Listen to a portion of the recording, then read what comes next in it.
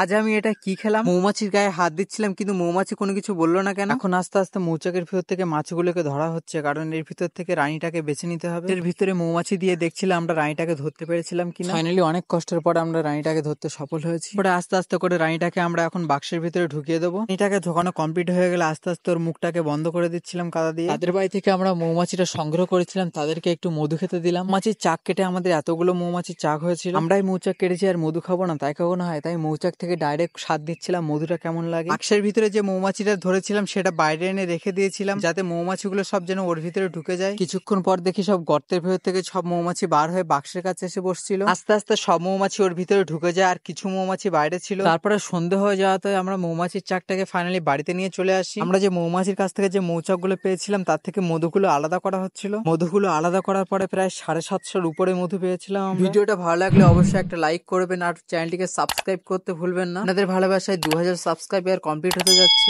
আগের ভিডিওটা দেখেননি অবশ্যই ভিডিওটা দেখে আসবেন।